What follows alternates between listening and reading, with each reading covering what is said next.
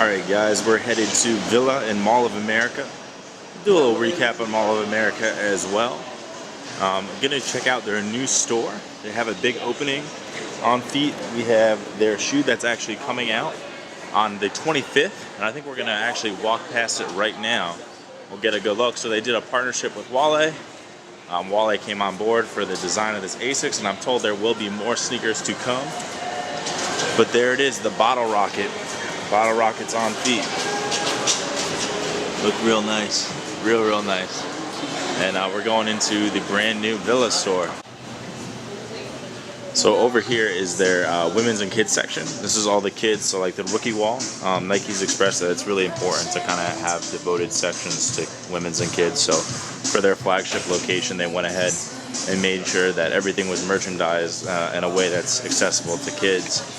And then on this other side, they've also devoted a separate section to women, which I think you'll see a lot more stores doing.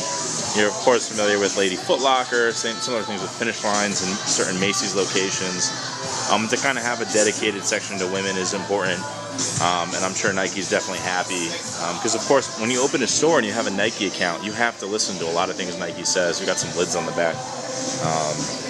And this is definitely making them in a real good position with Nike, kind of listening to some of their wants and requests, and it's going to position Villa in a really good way. So this is the men's Nike section we're walking in through now, and they built the layout of the store to kind of invite people to walk around. So you notice there's a lot more shelf space and everything like that. Patrick's trying to get out of the view of the camera, but it doesn't make a difference. But it's nice. I really love how things were merchandised and the colors and everything. So in the back you've got the New Balance, the Asics, the Adidas, and again, all this is in-house photography to kind of give things like its own unique look. And then if you guys are curious about learning more about retailing, brands typically, especially depending on the accounts, they pay for positioning. So if I was to guess, Villa's probably going to be doing another project with Puma soon, based on how Puma's positioning is ahead of Adidas and New Balance, as well as Asics, but that would just be a guess. Shoe before they get to the vault. Welcome over to the vault. So right now she's explaining the reservation process for a sneaker. So Villa launched something called Launchpad, where you type in your shoe size, everything like that. You register in the account. You select 3 stores that are near you, then you get a text, and it's reserved your pair for you. You show them the QR code that we're displaying there. You bring that QR code up to the cashier. She checks you out. Then you come to the back wall where they have all the launch product reserved. I think one of those is mine actually. And you get to purchase it just like that. So this back wall, they have all the sneakers displayed here on a launch day, so it's a Jordan thing. They got size 12s here, 11s or whatever.